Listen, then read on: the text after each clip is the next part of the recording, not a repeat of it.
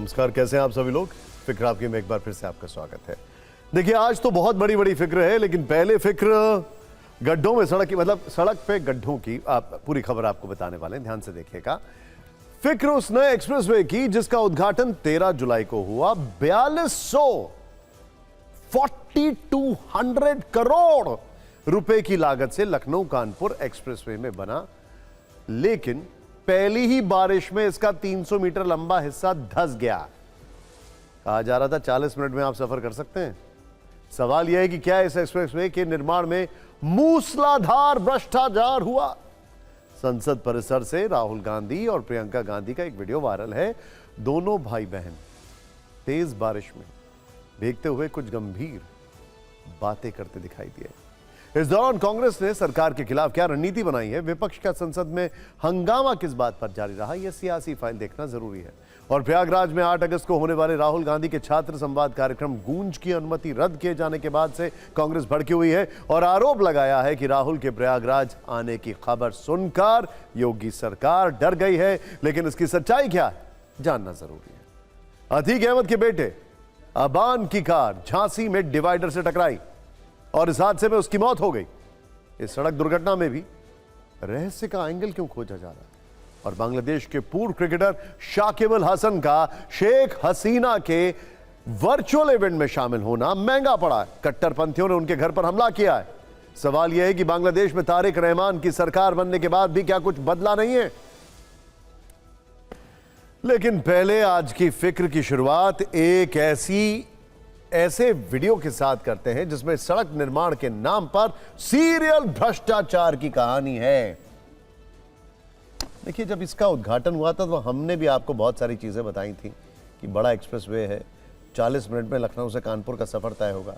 लेकिन अभी देखिए, आप देखते जाइए, अब इसमें ईमानदारी के सीमेंट से ज्यादा करप्शन का कंक्रीट दिखाई देता है। कंपनी जो लगातार विवादों में रही, लेकिन फिर भी उसे सड़क निर्माण के ठेके मिलते रहे। इसका अंजाम लखनऊ कानपुर एक्सप्रेसवे की इन तस्वीरों से देखें। यह है 4200 करोड़ 4200 करोड़ रुपए की लागत से बना लखनऊ कानपुर एक्सप्रेसवे। 13 जुलाई 2026 को इसका उद्घाटन हुआ था। आज से सिर्फ 24 दिन पहले इसकी हालत का वीडियो सबूत देखिए। 63 किलोमीटर लंबे इस एक्सप्रेसवे पर 26 जुलाई 2026 को 300 मीटर लंबा हिस्सा धंस गया। मतलब यह कि उद्घाटन के सिर्फ 13 दिन के बाद 300 मीटर का हिस्सा धंस गया। इसमें 6 से ज्यादा गड्ढे हैं। इस लापरवाही के लिए एनएचएआई ने गलती मानी है, लेकिन इस भ्रष्टाचार के लिए जिम्मेदार उस निर्माण कंपनी को बताया जा रहा है जो साल दर साल विवादों में रही। इस कंपनी का नाम है PNC Infratech. PNC Infratech. P यानी प्रवीण, एन यानी नवीन और सी यानी चक्रेश। खैर, अब इसे ब्लैकलिस्ट करने की तैयारी चल रही है। इस कंपनी को नॉन परफॉर्मर घोषित करने के लिए एनएचएआई की ओर से नोटिस भी जारी किया जा चुका है। हैरानी तो इस बात की है कि पीएनसी इंफ्राटेक मध्य प्रदेश में भी कई निर्माणों को लेकर विवादों में रही है। एमपी और यूपी को जोड़ने वाली झांसी खजुराहो 4 लेन राष्ट्रीय मार्ग का निर्माण भी इसी कंपनी ने किया था और उस पर भी सवाल उठे थे। इतना ही नहीं, वर्ष 2024 में मध्य प्रदेश के छतरपुर में एनएचएआई अधिकारियों को रिश्वत देने में भी इस कंपनी का नाम सामने आया था। सीबीआई ने उस वक्त पीएनसी के निदेशकों के विरुद्ध मुकदमा भी दर्ज किया। आपके सामान्य ज्ञान के लिए यह बताना जरूरी है कि पीएनसी इंफ्राटेक के एमडी प्रदीप कुमार जैन, जो कि बीजेपी के राज्यसभा सांसद नवीन जैन के भाई हैं। अब इस कंपनी के निर्माण कार्य में भ्रष्टाचार की खबरों पर विपक्ष ये सवाल पूछ रहा है कि जब कंपनी पर भ्रष्टाचार के आरोप पहले से थे तो यूपी में एक्सप्रेसवे का ठेका क्यों दिया गया। वैसे 4200 करोड़ रुपए के इस एक्सप्रेसवे की इस हालत को देखकर यह सवाल उठने लाजमी है कि आखिर निर्माण कंपनी पर इतनी मेहरबानी क्यों की गई थी। फिलहाल एनएचएआई के पास भी कार्रवाई करने के अलावा कोई जवाब नहीं। पीएनसी इंफ्राटेक के इंजीनियर और अधिकारियों पर क्या कार्रवाई की गई है, इसके बारे में भी बताएंगे। पहले एक्सप्रेसवे का पंखे वाला वीडियो वायरल हो गया है, वो देखिए। अच्छा, पंखा एक्सप्रेसवे के लिए। लखनऊ एक्सप्रेसवे पर मरम्मत के दौरान यह दावा किया जा रहा है कि पंखा लगाकर सड़क के कुछ हिस्सों को सुखाया जा रहा है। तस्वीर में भी सड़क पर कई पंखे दिख रहे हैं। समाजवादी पार्टी के अध्यक्ष अखिलेश यादव ने सोशल मीडिया पर पंखे वाला वीडियो शेयर किया। यह आरोप लगाया कि सरकार की तरक्की की नई हवा है। एक्सप्रेस स्पीड से मरम्मत को सुखाने के लिए पंखे का इस्तेमाल किया जा रहा है।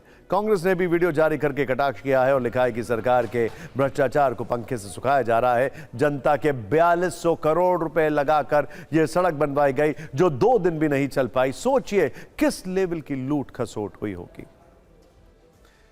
देखिए, कहते हैं कि विकास की राहें जितनी मजबूत होती हैं, मंजिलें उतनी आसान होती हैं। लेकिन लखनऊ कानपुर एक्सप्रेसवे की यह तस्वीर एक अलग कहानी कह रही है। जब इस एक्सप्रेसवे पर गड्ढे नए रिकॉर्ड बना रहे हैं तो वहीं अब एनएचएआई ने भी ताबड़तोड़ एक्शन लिया है। अब कंपनी पीएनसी इंफ्राटेक को नॉन परफॉर्मर घोषित करने का नोटिस जारी कर चुकी है। भविष्य में एनएचएआई के टेंडर में कंपनी के भाग लेने पर रोक लगाने की प्रक्रिया शुरू हो चुकी है।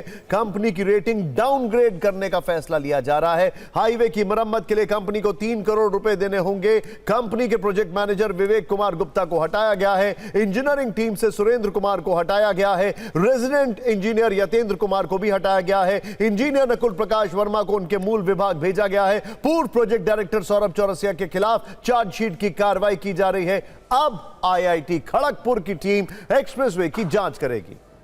मरम्मत पूरी होने तक टोल वसूली पूरी तरह बंद कर दी गई है। टोल बंद रहने से होने वाले नुकसान की भरपाई पीएनसी इंफ्राटेक से होगी। सबसे बड़ा सवाल तो यही है कि एक्सप्रेसवे में क्वालिटी चेक के नाम पर क्या करप्शन अनचेक्ड रह गया। टीवी 9 भारतवर्ष की टीम भी इस हाईवे पर रियलिटी चेक के लिए पहुंची। ग्राउंड रिपोर्ट में लखनऊ की ओर जाते समय कई जगह सड़क पर वाहन चलाते हुए असामान्य उछाल महसूस हुआ। करीब 10 किलोमीटर के सफर में 8 जगहों पर सड़क दबती हुई महसूस हुई। कहीं कहीं सड़क के बीच में लगभग 1 फीट तक का गड्ढा बना था। कुछ जगहों पर सड़क के ऊपर खड़े होने पर ऐसा लगा जैसे नीचे की मिट्टी दलदली हो। जो हमारी टीम को दिखा वो हम आपको बता रहे हैं। लखनऊ से उन्नाव की ओर 60 से 68 किलोमीटर के बीच कई जगह सड़क धंसी है। कानपुर की ओर 64वें किलोमीटर के आसपास करीब 700 मीटर हिस्सा धंसा है। हाईवे पर कई जगह बड़े गड्ढे बने हैं जिनकी लगातार मरम्मत की जा रही है। जहां पैचवर्क किया जा रहा है उसके बगल की लेन फिर धंस गई है। लखनऊ कानपुर लेन की अगर बात की जाए तो 39वें किलोमीटर पर मरम्मत के बाद हिस्सा फिर धंस गया है। इस समय हाईवे पर लगातार बुलडोजर और रोलर चल रहे हैं। हाईवे पर कई जगह सड़क बनाने का सामान और मशीनें खड़ी हैं। सड़क की मरम्मत के बाद अब उसे पंखों से सुखाया जा रहा है।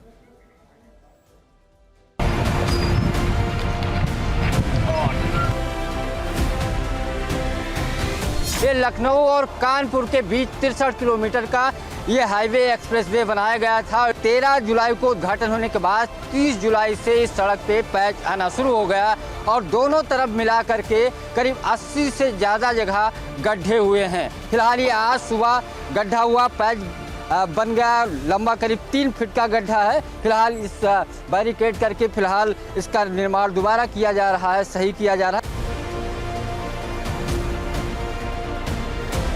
ये आप देखिए पूरी जो सड़क है करीब 2 से 3 मीटर ऐसे पूरी सड़कें फटी हुई हैं। जगह जगह दरारें हैं और ये दरारों में पानी बरसात हो रही है, उसके बाद पानी का रिसाव अंदर तक होता है, अंदर मिट्टी है। इस नाते जगह जगह भराव के बाद सड़कें बढ़ती चली जा रही है। प्रथम दृष्टिया में निरीक्षण के बाद ये ऐसा लग रहा है, ऐसा हुआ है कि पानी किसी भी कारणवश पानी अंदर चला गया है। बारिश का पानी अंदर जाने के कारण वो नीचे पर्कुलेट होकर के मिट्टी तक चला गया।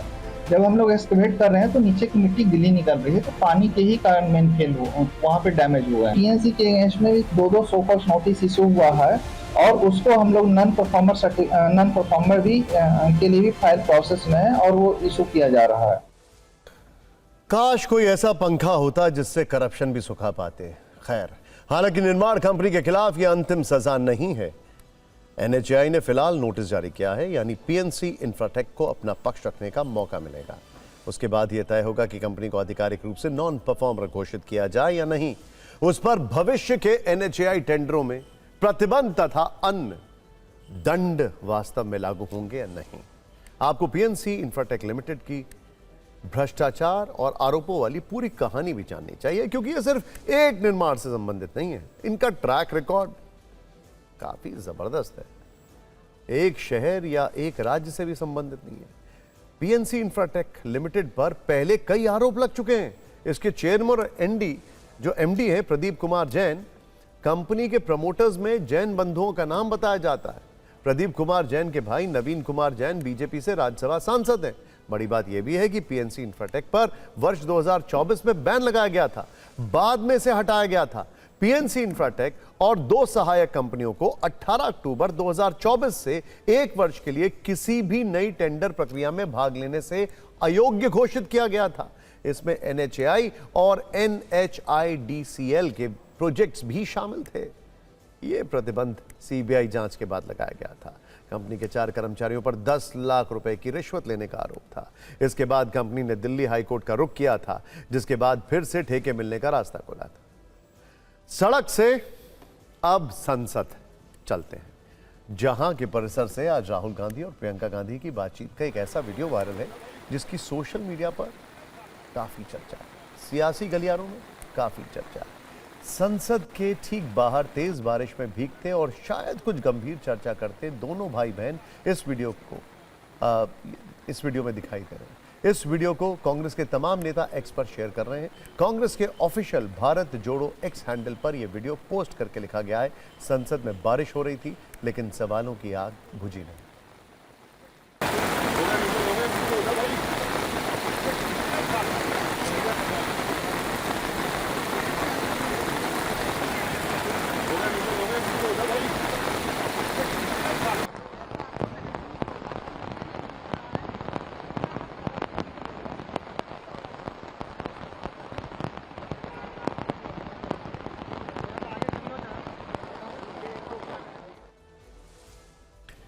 ये आज उस समय की बात थी जब राहुल और प्रियंका दोनों सदन से बाहर निकल रहे थे।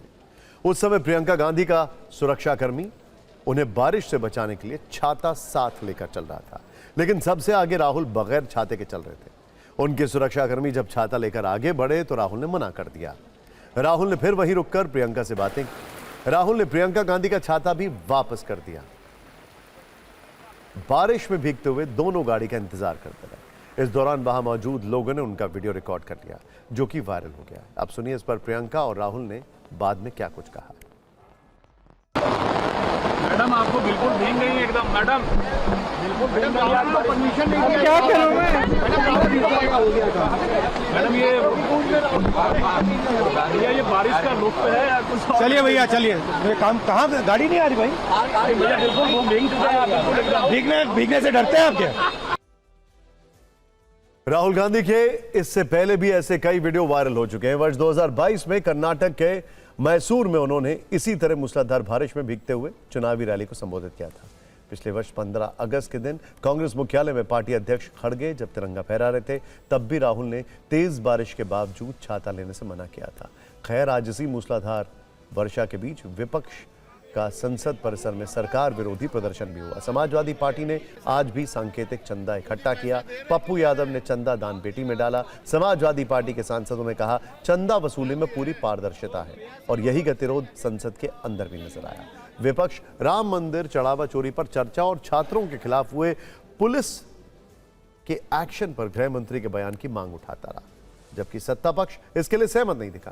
खड़गे और रिजिजू में जुबानी तकरार इस कदर हुई कि रिजिजू ने खड़गे पर हर दिन संसद को बाधित करने का आरोप लगाया। तो नाराज होकर खड़गे ने पूछा कि क्या उन्हें अब नियम रिजिजू से सीखना होगा। सभापति ने बीच बचाव किया और रिजिजू से कहा कि वो गृह मंत्री तक विपक्ष की बात पहुंचा दें। रिजिजू ने इस पर हाँ में जवाब दिया। वैसे आपको बता दें कि लोकसभा में भी हंगामे का ऐसा ही दृश्य था, वहां भी कामकाज नहीं हो पाया। खड़गे जी खड़े होते, जो लिख के लाते हैं सेम चीज पढ़ने लग जाता है। बार बार उसको आप मौका देते हैं चेयरमैन साहब। अब रिज्जू से मुझे सीखना पड़ रहा है। अरे रूल मैं भी ले रहा हूं ना।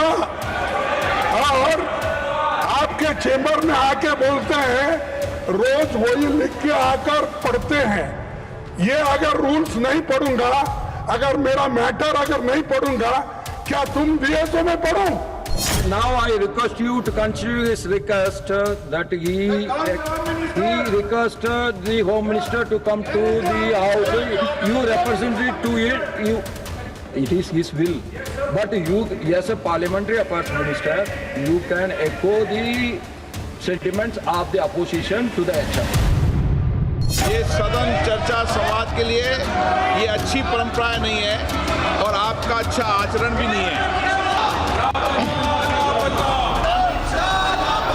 The Honorable Home Minister of India is missing since the 20th of July. Either the Home Minister ordered the violence on the protesters or he is unaware of the violence. In both cases he is responsible. जनता से जुड़े गंभीर मुद्दे आज भी चर्चा का हिस्सा लोकसभा और राज्यसभा में नहीं बन पा रहे। इसका मूल कारण केवल एक है, कांग्रेस, समाजवादी पार्टी और कुछ अन्य विपक्षी दल जो सदन को नहीं चलने दे रहे। आप इन बयानों से और तस्वीरों से इतना तो समझ ही गए होंगे कि संसद में डेडलॉक की स्थिति बनी हुई है। सरकार और विपक्ष में बीच का रास्ता नहीं निकल पा रहा है, जिस कारण से कार्यवाही लगातार बाधित हो रही है। यह डेडलॉक खत्म कराने के लिए संसदीय कार्य मंत्री किरण रिजिजू लगातार प्रयास कर रहे हैं। कल उन्होंने राहुल गांधी और प्रियंका गांधी के साथ लगभग 50 मिनट तक अलग से बैठक की। आज उन्होंने राहुल गांधी को फोन किया। सूत्रों से जानकारी है कि फोन पर हुई दोनों की बातचीत का मुख्य मुद्दा परिसीमन और महिला आरक्षण विधेयक था। रिजिजू ने राहुल गांधी से कहा कि परिसीमन का समर्थन मिलने से महिला आरक्षण विधेयक लागू करने का रास्ता आसान होगा। उन्होंने यह भी कहा कि अगर महिला आरक्षण लागू नहीं हुआ तो महिलाओं के बीच नाराजगी बढ़ सकती है। इसके बाद राहुल गांधी ने कहा कि वो पहले कांग्रेस और इंडिया गठबंधन के सहयोगी दलों से इस मुद्दे पर चर्चा करेंगे। सहयोगी दलों से बातचीत के बाद कांग्रेस पार्टी सरकार को अपना रुख बताएगी। राहुल ने इस विषय पर ऑल पार्टी मीटिंग बुलाने पर भी जोर दिया और कहा कि उसमें भी इस मुद्दे पर विस्तार से चर्चा हो। वैसे आपको बता दें कि रिजिजू ने राहुल को 3 दिन में दूसरी बार फोन करके परिसीमन विधेयक पर सहयोग मांगा। यह भी कहा कि वो राजनीतिक प्रतिद्वंदी हो सकते हैं लेकिन दुश्मन नहीं। रिजिजू ने विशेष सत्र बुलाए जाने की संभावना को भी आज खारिज कर दिया। लेकिन अब एक बहुत बड़ा सवाल, और इस सवाल की पूरी क्रोनोलॉजी के साथ हम एक आंसर शीट आपके सामने लेके आए। परिसीमन और महिला आरक्षण बिल के अलावा FCRA अमेंडमेंट बिल पर भी सरकार का जो एजेंडा है वो साफ है और वो काफी ऊपर है। ध्यान से देखिएगा, इसको लेकर कई चिंताएं हैं। आज मिजोरम के मुख्यमंत्री लाल दुहोमा ने गृह मंत्री अमित शाह से मुलाकात की। बैठक के बाद उन्होंने बताया कि गृह मंत्री ने उन्हें आश्वासन दिया है कि FCRA के नए प्रावधानों को रेट्रोस्पेक्टिव इफेक्ट से लागू नहीं किया जाएगा। यह एक बहुत बड़ा फियर है, रेट्रोस्पेक्टिव इफेक्ट से, यानी जो अगर लॉ आता है तो उसका इंपैक्ट जो पहले चीजें हो चुकी है उस पर ना हो जाए। लाल दुहोमा ने यह भी जानकारी दी कि FCRA संशोधन विधेयक 12 अगस्त को संसद में लाया जा सकता है। मुख्यमंत्री से मुलाकात के बाद ईसाई समुदाय के बिशप और पादरियों का एक प्रतिनिधिमंडल भी संसद भवन पहुंचा। इस प्रतिनिधिमंडल ने गृह मंत्री अमित शाह से मुलाकात की और FCRA से जुड़ी अपनी चिंताओं और सुझाव उन्हें दिए। FCRA में प्रस्तावित बदलावों को लेकर पूर्वोत्तर के राज्यों, विशेषकर चर्च से जुड़े संगठनों और सामाजिक संस्थाओं में काफी चिंता है। सरकार की तरफ से इस बात की कोशिश हो रही है कि इसी सत्र में इस बिल को पास करा लिया जाए। इंटरेस्टिंग बात क्या है कि सरकार बार बार यह कह रही है कि इस बिल से क्रिश्चियन माइनॉरिटीज को कोई खतरा नहीं। क्यों है इस बात का जिक्र, आप देखते जाइए। FCRA बिल क्या है, इस पर हमने फिक्र की प्रश्नोत्तरी बनाई है, जिससे आप यह समझ पाएंगे कि यह बिल की चर्चा इतनी ज्यादा क्यों हो रही है। ध्यान से देखिए। सबसे पहला तो सवाल यह है कि FCRA संशोधन बिल है क्या। FCRA यानी फॉरेन कंट्रीब्यूशन रेगुलेशन एक्ट वो कानून है जो तय करता है कि भारत के कौन से NGO, ट्रस्ट, सामाजिक और धार्मिक संगठन विदेश से फंड ले सकते हैं और उसका इस्तेमाल कैसे करेंगे? FCRA संशोधन बिल का मुख्य उद्देश्य क्या है? इसका उद्देश्य विदेशी फंड के गलत इस्तेमाल को रोकना और राष्ट्रीय सुरक्षा और सार्वजनिक हित की रक्षा करना है। FCRA बिल पर चिंता क्या है? विपक्ष धारा 14B, धारा 16A, धारा 16B के प्रावधानों को लेकर परेशान है। धारा 14B में क्या प्रावधान? यदि कोई संगठन FCRA लाइसेंस के नवीनीकरण के लिए आवेदन नहीं करता, उसका आवेदन खारिज हो जाता है या लाइसेंस की अवधि समाप्त हो जाती है, तो उसका FCRA सर्टिफिकेट समाप्त माना जाएगा। धारा 16A क्या कहती है? इस धारा के तहत रजिस्ट्रेशन समाप्त होने पर भी विदेशी फंड और उससे बनी संपत्तियां सरकारी अथॉरिटी के नियंत्रण में चली जाएंगी। यदि संगठन तय समय में नया लाइसेंस हासिल कर लेता है तो संपत्ति वापस मिल सकती है। धारा 16B को लेकर क्या चिंता जताई जा रही है? चिंता यह है कि नियम पुराने कानूनों के तहत बनी संपत्तियों पर भी लागू हो सकता है, जिससे वर्षों पहले बंद हो चुके संगठनों के स्कूल, अस्पताल और कम्युनिटी सेंटर भी सरकारी नियंत्रण में आ सकते हैं। सरकार का इस पर क्या पक्ष है? सरकार ने अब तक ऐसा कोई इरादा जाहिर नहीं किया है कि वो पुराने संगठनों की संपत्तियों को अपने नियंत्रण में लेने की कोई कार्रवाई करने वाली है। यहीं से वो वर्ड रेट्रोस्पेक्टिव इफेक्ट का जिक्र होता है। खैर, अब बात यूपी के प्रयागराज में 8 अगस्त को राहुल गांधी का जो कार्यक्रम था उसकी करते हैं। कार्यक्रम का नाम था छात्रों की गूंज, जो प्रयागराज में होना था, लेकिन अचानक उस कार्यक्रम की बुकिंग को रद्द कर दिया गया। प्रयागराज के जिस ग्राउंड में यह कार्यक्रम तय था वो केपी ट्रस्ट यानी कायस्थ पाठशाला का है। कांग्रेस की तरफ से ग्राउंड के बुकिंग अमाउंट का भुगतान कर दिया गया था। ग्राउंड में पंडाल बनाने की तैयारी चल रही थी, लेकिन कार्यक्रम से ठीक 2 दिन पहले कायस्थ ट्रस्ट ने शहर कांग्रेस कमेटी के नाम एक लेटर जारी कर बुकिंग कैंसिल कर दी। बुकिंग रद्द करने के लिए हाईकोर्ट के एक आदेश का हवाला दिया गया। ट्रस्ट ने लेटर में अगस्त 2025 में दिए हाईकोर्ट के एक आदेश का जिक्र किया, जिसके मुताबिक छात्रों की पढ़ाई किसी तरह बाधित नहीं होनी चाहिए। ऐसे में अगर राहुल गांधी का कार्यक्रम हुआ तो उससे 2 स्कूलों के छात्र प्रभावित होंगे। साथ ही यह भी कहा कि मैदान आउटडोर खेलों के लिए है और बारिश के कारण उसकी स्थिति खराब हो सकती है। अगर मैदान खराब हुआ तो उसे ठीक करने में समय लगेगा और परेशानी भी बढ़ेगी। इसीलिए कार्यक्रम की तारीख बारिश के बाद छुट्टियों में रखने का सुझाव दिया गया है।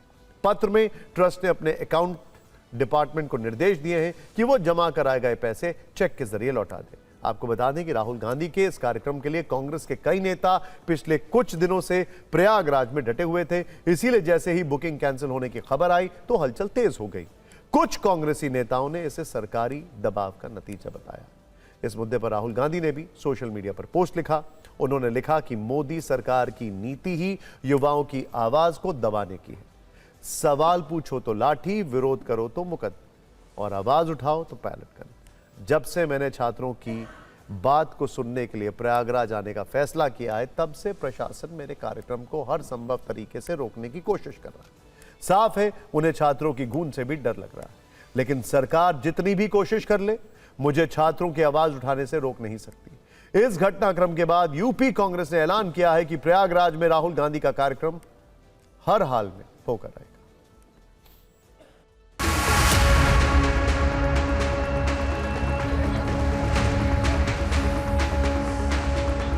हम इस वक्त मौजूद हैं केपी ग्राउंड में, जहां 8 अगस्त को राहुल गांधी का कार्यक्रम होना था।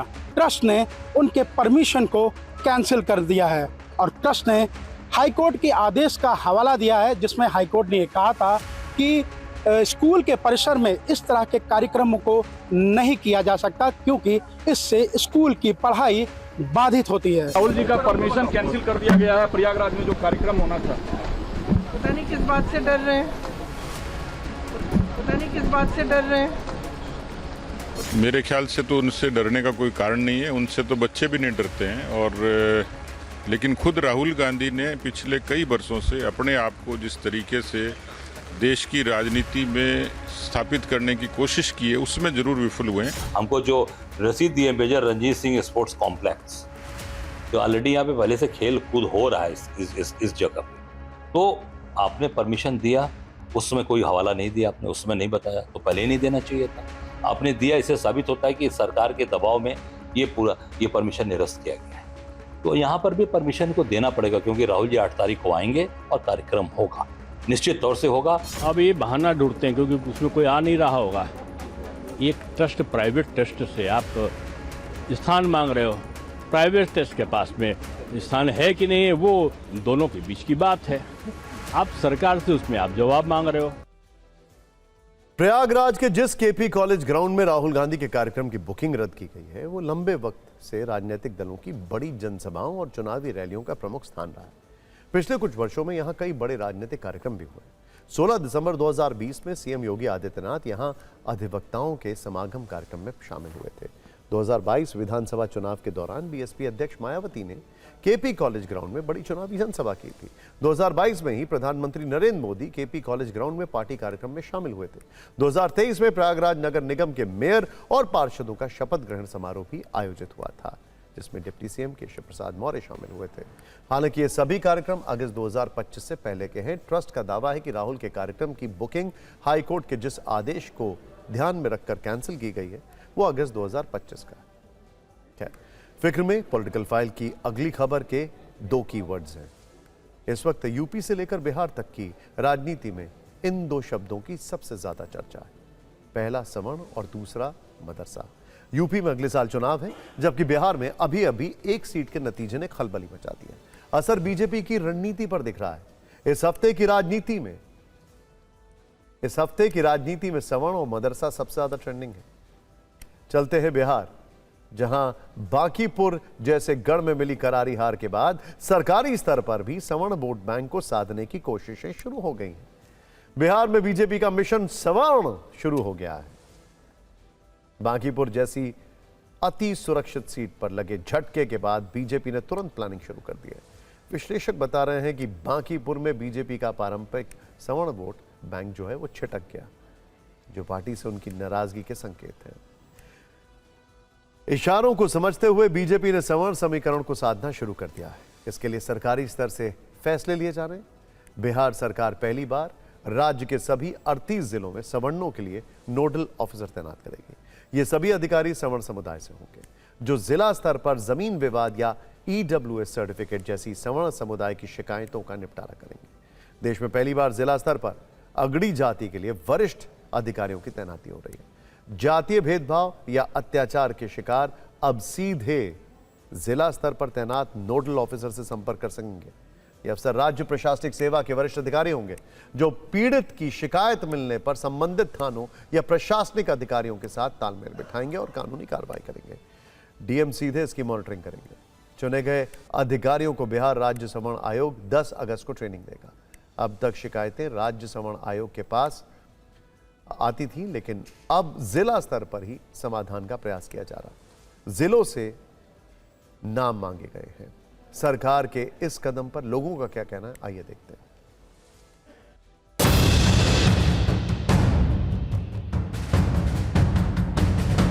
सभी जिलों में नोडल अफसर रहेंगे सवर्ण के लिए। कैसे देखते हैं आप लोग इस फैसले को? सवर्ण समाज भारतीय जनता पार्टी का कोर वोटर है।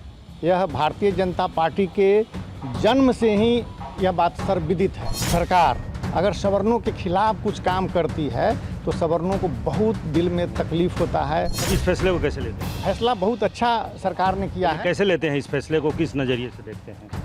काफ़ी हमारे समाज हित में है।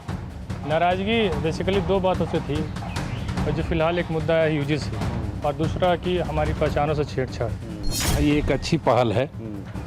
सवर्णों को हाँ, इससे काफ़ी राहत मिलेगी कुछ फायदा? बिल्कुल राहत मिलेगी। हम लोग कोर वोटर इनके रहे हैं, लेकिन हमारे गजट में छेड़छाड़ किया गया है। क्या आपको लगता है बांकीपुर का जो नतीजा आया वो सवर्णों की नाराजगी का एक प्रकटीकरण? निश्चित रूप से स्वर्ण का जो भी समझदार जो व्यक्ति हैं वो लोग को अपनी नाराजगी पीके को जिता करके दिए हैं। बीजेपी के सूत्र बता रहे हैं कि बांकीपुर में सवर्ण नाराज थे, लेकिन सवर्ण आयोग की कवायद सियासी नहीं। सरकार भले ही कह रही हो कि यह कदम प्रशासनिक सुधार के लिए उठाया गया है, लेकिन सवाल बांकीपुर के परिणाम के बाद नए निर्णय की टाइमिंग को लेकर है। माना जा रहा है कि सवर्ण वोट बैंक के बीच फिर से पैठ बनाने की रणनीतिक कवायद है। TV9 भारतवर्ष ने इस मुद्दे पर बिहार सवर्ण आयोग के अध्यक्ष और बीजेपी के कुछ विधायकों से भी बातचीत की। क्या कहते हैं वो, आइए देखते हैं।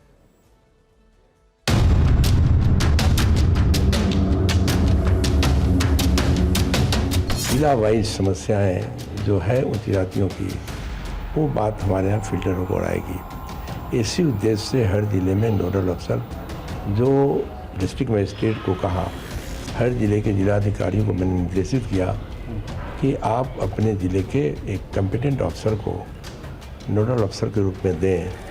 क्या बीजेपी को ये लग रहा है कि जो उसका पारंपरिक कोर वोट बैंक है सवर्ण, वो छिटक रहा है, तो इस फैसले से उसको भी जोड़कर देखा जाए?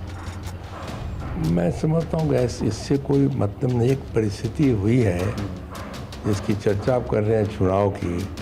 चुनाव में कई कारण थे जिसके कारण इस तरह का रिजल्ट आया है, लेकिन भारतीय जनता पार्टी का जड़ बहुत नीचे है। यूजीसी को लेकर थोड़ी नाराजगी थी? नहीं, नौजवानों में थोड़ी नाराजगी जरूर थी। मैं मानता हूँ कि कुछ घटनाएं इधर घटी थी जिसमें नाराजगी थी। कोर वोट बैंक को फिर से अपना बनाने में मदद मिलेगी? 100% अपना कोर वोटर है। इस परिस्थिति की मैं चर्चा किया कि इसमें यदि हम हार गए चुनाव, तो निश्चित उससे कहीं न कहीं नाराजगी रही है। चुनाव को ही हर विषय वस्तु से जोड़ कर देखा जाए। मुझे नहीं लगता कि सरकार का हर विषय वस्तु चुनाव से ही जुड़ा होता है। चुनाव से कोई इसका लेना देना नहीं है, क्योंकि कोई निर्णय लेने में उसमें महीनों समय लगता है, और आप इससे जोड़ रहे हैं कि बाकी पूरे चुनाव के परिणाम के ठीक दूसरे दिन यह निर्णय आया, तो क्या 10 घंटे में ये पूरी योजना बना ली गई होगी? ऐसा संभव नहीं होता है। यूपी में तो सवर्णों के साथ मदरसों की भी गूंज है, जहां कुछ महीने बाद विधानसभा चुनाव होने वाले हैं। चाहे पक्ष हो या विपक्ष, दोनों तरफ से जोर आजमाइश चल रही है। मंगलवार को जनेश्वर मिश्रा की जयंती पर समाजवादी पार्टी ने ब्राह्मण सम्मेलन किया, जिसमें पार्टी अध्यक्ष अखिलेश यादव कृष्ण सुदामा की दोस्ती का गुणगान करते हुए ब्राह्मण यादवों को दोस्त बताते हैं। समाजवादी पार्टी ब्राह्मणों की तरफ अपना झुकाव दिखा रही है, तो इधर बीजेपी ने मदरसों का मुद्दा उठाना शुरू कर दिया। डिप्टी सीएम केशव प्रसाद मौर्य ने मदरसों को आतंक का अड्डा बता दिया। यूपी सरकार ने मदरसा शिक्षा में भी बदलाव किया है। यही नहीं, योगी सरकार ने समाजवादी पार्टी सरकार के 2016 के मदरसा वेतन विधेयक को औपचारिक रूप से वापस लेने का फैसला किया। सरकार इसे संविधान के समानता के सिद्धांतों के खिलाफ बता रही है। विधानसभा में से पास होने के बाद भी आज तक यह बिल कानून नहीं बन पाया। अब सवाल है कि सवर्ण वोट पर बीजेपी की इतनी नाराज नजर क्यों है? आखिर क्यों इस समुदाय को पार्टी का कोर वोटर माना जाता है? इसके लिए आपको यूपी और बिहार के चुनावी आंकड़े दिखाते हैं। यूपी में 2022 में हुए विधानसभा चुनाव में 89% ब्राह्मण, 87% राजपूतों की पसंद एनडीए थी। अन्य अगड़ी जातियों की भी 78% वोट जो था एनडीए को मिला था। अगर बिहार में 2025 के विधानसभा चुनाव की बात करें तो 82% ब्राह्मण और 74% भूमिहारों ने एनडीए को वोट दिया था। अन्य अगड़ी जातियों का 77% वोट भी इसी गठबंधन को मिला था। इन आंकड़ों से आप बीजेपी के लिए सवर्ण वोटों की अहमियत समझ गए होंगे। चाहे जाति हो या धर्म, यह देश की राजनीतिक सच्चाई और चरित्र दोनों है। चुनावी सियासत में ये वो मुद्दे हैं जो किसी भी दौर में नतीजों को पलटने का दम रखते हैं। पॉलिटिकल पार्टियां इन मुद्दों का सच भी जानती है और वजन भी। शायद इसीलिए आज जब सवर्ण और मदरसों का जिक्र हो रहा है, इन्हें लेकर निर्णय हो रहे हैं, तो इसे वोट बैंक और पॉलिटिकल समीकरण से जोड़कर देखा जा रहा है। चुनावी राजनीति में एक वास्तविकता यह भी है कि जब जाति धर्म का मुद्दा हावी होता है तो असली मसले कहीं ना कहीं उसके नीचे दब जाते हैं। फिक्र में अब आगे बढ़ते हैं और बात करते हैं जेन जी से हुए आरएसएस प्रमुख मोहन भागवत के संवाद की। मोहन भागवत ने मुंबई में आयोजित एक कार्यक्रम में 15 से 19 वर्ष के उम्र के 2000 से ज्यादा जेन जी और जेन अल्फा स्टूडेंट्स के साथ बातचीत की। उन्होंने इस दौरान जेन जी के आंदोलन से लेकर शिक्षा व्यवस्था पर विस्तार से बातचीत की और कई सवालों के जवाब दिए। इस पर हमने फिक्र किए एक प्रश्नोत्तरी तैयार किए। प्रश्न, जेन जी आंदोलन को आप किस तरह से देखते हैं? इस पर मोहन भागवत ने कहा कि आंदोलन भी एक डायलॉग का तरीका है, वरना डिबेट होगा। बात करेंगे तो बात बनेगी। डेमोक्रेसी में प्रोटेस्ट भी एक राय बनाने का तरीका है। जब चीजें नहीं सुनी जाती तो विरोध पर जा सकते। अगला प्रश्न था, पाकिस्तान चीन से लड़ाई होती है, आपका क्या कहना है, क्या रिश्ता रखना चाहिए? इस पर मोहन भागवत ने कहा, लड़ाई के समय जो सरकार कहे वो करना चाहिए। चीन के लोग कहते हैं कि 2000 साल पहले भारत ने चीन को वैल्यू दी, जबकि पाकिस्तान हमारा ही हिस्सा है, तो सॉल्यूशन भारत ही है। भारत किसी का नुकसान नहीं करता है। अगला सवाल था, LGBT समुदाय पर आपका क्या कहना है? सेम सेक्स मैरिज पर क्या कहना है? आरएसएस क्यों विरोध करती है? इस पर मोहन भागवत ने कहा, LGBT सोसाइटी का पार्ट, हमारी सोसाइटी में सिस्टम है, ट्रेडिशन है, विवाह एक इंस्टीट्यूशन है, फैमिली यूनिट ऑफ सोसाइटी है, नेक्स्ट जनरेशन कुटुंब या फैमिली इस समाज के सिटीजन है। सालों से ये सिस्टम चल रहा है। सेम सेक्स मैरिज के लिए कानून बनाना होगा जो सोसाइटी अपनाए। प्रश्न था, सोशल मीडिया पर अलग अलग नेताओं की अलग अलग विचारधारा मिलती है, आज की पीढ़ी को तुरंत नतीजे चाहिए, भारत को सोशल मीडिया कैसे टैकल करना चाहिए? मोहन भागवत ने उत्तर दिया, नियम बनाने के साथ साथ व्यवहार बदलना जरूरी है। अगर सोशल मीडिया पर मुझे 10 लाख लोग फॉलो करते हैं तो मेरी जिम्मेदारी है कि मेरे आचरण से वो लोग गड्ढे में ना गिरे। उज्जैन जी ने आंदोलन नहीं करना चाहिए वगैरह, ऐसा मैं करूंगा नहीं, लेकिन कैसे करना, क्या करना डेमोक्रेसी में, इसके तरीके भी बताए हैं। हम लोगों को भी ऐसा देखना चाहिए कि अगर जैन जी चिल्ला रही है तो विरोध के लिए नहीं चिल्ला रही, कुछ तकलीफ है इसलिए चिल्ला रही, बिल्कुल उसको ठीक करना चाहिए। एजिटेशन जो होना है वो आपके खिलाफ या मेरे खिलाफ न होकर वो सिस्टम करेक्शन के लिए होना चाहिए, करेक्ट, तब सब ठीक रहेगा। मैं कह रहा हूँ कि जैन जी अगर एजिटेशन कर रही है तो एंटी नेशनल तो है नहीं, अपने लोग हैं, अपनी नेक्स्ट जनरेशन है। जी सर, इस अपनेपन से डायलॉग का साथ मैंने बोला अपनापन चाहिए, संबंध चाहिए, वो हमारा संबंध है, उसका रिकॉग्निशन चाहिए, तब ये डायलॉग होता है। वहाँ की बात हमको समझ में आती है, हमारी बात वहाँ समझ में आती है, ये होता है, तो होना चाहिए। और जैन जी वगैरह ऐसी है, ऐसा मैं तो बिल्कुल नहीं मानता कि शिक्षा ये कमर्शियल बिजनेस नहीं है जी, वो जीवन की नेसेसिटी है। इसलिए शिक्षा सर्वसुलभ हो, सबको मिले, ऐसा उसका स्ट्रक्चर करना चाहिए। नियम बनाना, डिसिप्लिन बनाना ये ठीक है, लेकिन ये तब यशस्वी होता है जब एटीट्यूड बदले। तो कानून तो बहुत बने हैं, उनका क्या हो रहा है, तो समाज माने तब कानून चलता है। It is not that the Pakistanis are wholeheartedly enemies of Indians. That is not, or Indians are like that. It is not there. Tradition, vivaha, that is not a convenience created so that two people should live together. It is an institution which is created by marriage, family. Family is unit of society. If we tamper with the vivaha system, that will create some other side effects. So instead of that, prepare a system which can accommodate all these people. They are part of the society. How these same-sex companions can live together, you have to devise some system. You can form a law for that. Society will accept that. हमारी अगली खबर का connection UP के बाहुबली नेता और पूर्व सांसद अतीक अहमद के परिवार से जुड़ा है। बाहुबली अतीक अहमद 2023 में अतीत बन चुका है। आज अतीक के छोटे बेटे अबान अहमद की सड़क हादसे में मौत हो गई। अबान झांसी जेल में अपने बड़े भाई से मिलने जा रहा था। इसी दौरान तेज रफ्तार कार डिवाइडर से टकरा गई। एक्सीडेंट में अबान समेत 2 लोगों की मौत हुई, जबकि 3 लोग घायल हो गए।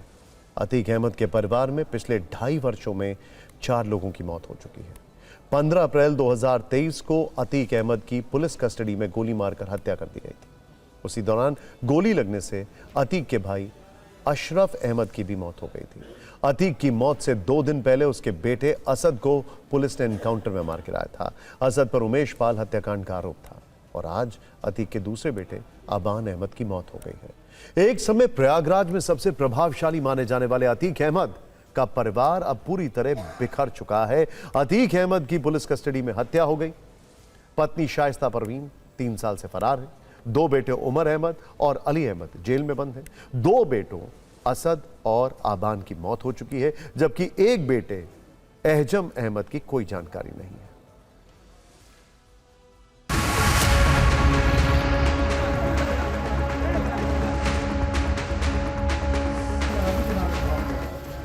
झांसी में अतीक अहमद के छोटे बेटे अवान का सड़क हादसे में मौत हो गई है और इस एम्बुलेंस में देखिए घायलों को लाया जा रहा है। झांसी के मेडिकल कॉलेज के ये तस्वीरें साफ तौर पर है, जहां पर जो घायल हैं बताया जा रहा है क्रेटा गाड़ी में 5 लोग सवार थे, झांसी आ रहे थे और झांसी आकर के वह जो अली जो उनका भाई है वो झांसी कारागार में बंद है, उससे मिलने आ रहे थे। वो इसी बीच डिवाइडर से क्रेटा गाड़ी टकराती है। क्या नाम है आपका? एहजम। तो कैसे एक्सीडेंट हुआ कुछ बताइए।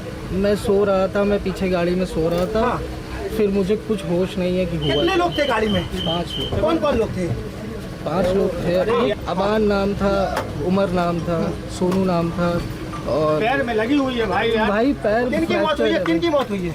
किसकी मौत हुई मुझे नहीं पता। देखिए, सुबह 10:30 बजे के आसपास एक सूचना प्राप्त हुई थी। एक क्रेटा गाड़ी है जिसमें 5 लोग सवार थे। वो मतलब बहुत तेज़ रफ्तार से आ रही थी और किसी कारणवश अनियंत्रित होकर एक डिवाइडर को टक्कर मार दी, जिसमें 2 लोग, एक अबान पुत्र अतीक अहमद जो प्रयागराज के निवासी है और एक सोनू पुत्र रजाक, ये दोनों की मृत्यु हुई है और 3 लोग जो थे उनके वो घायल हुए। एक्सीडेंट दुर्घटनाएं ड्राइवर की चूक से या कहीं इस तरीके से होती हैं, उसका तो जब कोई जांच होगी तभी पता लगेगा एक्सीडेंट किस आधार पर हुआ है। हालांकि अतीक अहमद के बेटे अबान की मौत सड़क हादसे में हुई है, लेकिन इसमें कुछ लोग रहस्य भी ढूंढ रहे हैं। कानपुर के गैंगस्टर विकास दुबे के मारे जाने के बाद से यूपी में गाड़ी पलटने वाली कहानी का खौफ है। वैसे अबान के मामले में गाड़ी डिवाइडर से टकराई है, लेकिन राज्य में गाड़ी पलटने वाली थ्योरी और स्टोरी फिर से चर्चा में। अब आपको भारत की बढ़ती सामरिक शक्ति के बारे में एक शुभ समाचार दे देते हैं, जिससे देश के दुश्मनों की फिक्र कई गुना बढ़ सकती है। आज शाम अग्नि 4 बैलिस्टिक मिसाइल का सफल परीक्षण किया गया है। यह टेस्ट ओडिशा के चांदीपुर में परीक्षण रेंज से किया गया और मध्यम दूरी की इस ताकतवर बैलिस्टिक मिसाइल ने इससे जुड़ी सभी टेक्निकल और ऑपरेशनल पैरामीटर्स पूरे किए। यह परीक्षण स्ट्रैटेजिक कमांड फोर्स की देखरेख में हुआ।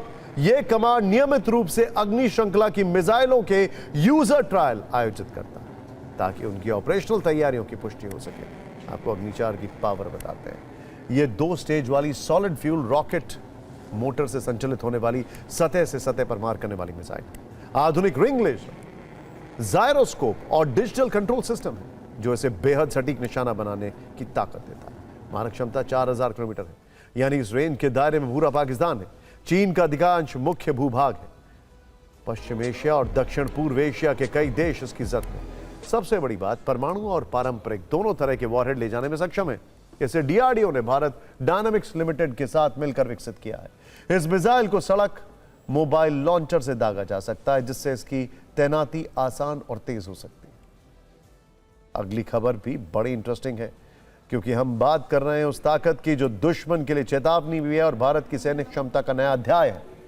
भारत ने 1000 किलोमीटर तक मार करने वाला अपना पहला स्वदेशी वन वे अटैक ड्रोन तैयार कर लिया। इसका नाम है काल। इसका मकसद है दुश्मन के ठिकानों पर सटीक और घातक प्रहार। पूरी तरह भारत में डिजाइन और विकसित किए गए इस ड्रोन को स्वदेशी रक्षा कंपनी आईजी डिफेंस ने बनाया। यह सिर्फ एक ड्रोन नहीं है, बल्कि भारत की आत्मनिर्भर रक्षा शक्ति का नया प्रतीक है। अब दुश्मन चाहे सीमा के इस पार हो या उस पार, उसके लिए बच निकलना आसान नहीं है। काल एक वन वे अटैक ड्रोन है, यानी मिशन पर उड़ान भरने के बाद यह सीधे अपने लक्ष्य पर जाकर हमला करता है। अब आप इस काल ड्रोन की कुछ बड़ी बातें जान लीजिए। यह 1000 किलोमीटर तक हमला कर सकता है। यह ड्रोन 7 से 8 घंटे तक लगातार उड़ान भर सकता है। यह ड्रोन 50 किलोग्राम तक के हथियार या पेलोड ले जा सकता है। यह दुश्मन के टैंक, बंकर, पोस्ट पर डायरेक्ट अटैक करने में सक्षम है।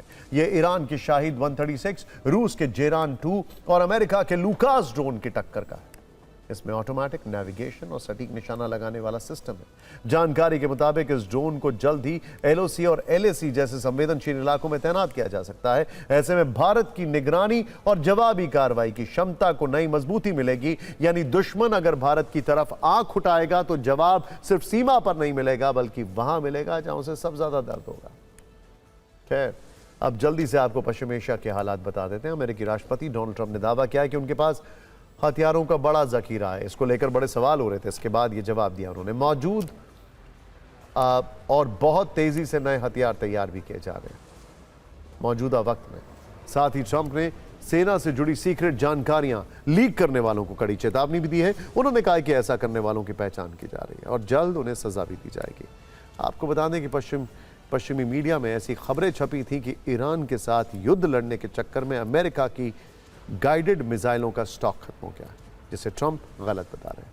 अब जल्दी से इस युद्ध के पिछले 24 घंटे के 3 बड़े अपडेट्स आपको बता देते हैं। सबसे बड़ा अपडेट होर्मुज़ से जुड़ा है। ईरान का कहना है कि होर्मुज़ स्ट्रेट में जहाज़ों की आवाजाही के लिए नए समुद्री मार्ग की रूपरेखा पर ओमान के साथ सहमति बन गई है और दोनों देश जल्द इसकी संयुक्त घोषणा करेंगे।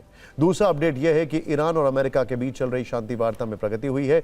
इसकी जानकारी खुद डोनाल्ड ट्रंप ने दी है और कहा है कि अगले 48 घंटे में समझौते की स्थिति स्पष्ट हो जाएगी। तीसरा अपडेट यह है कि ईरान के साथ युद्ध में अमेरिका अपने थार्ड मिसाइल डिफेंस सिस्टम के करीब 80% और पेट्रियट सिस्टम के लगभग आधे इंटरसेप्टर इस्तेमाल कर चुका है।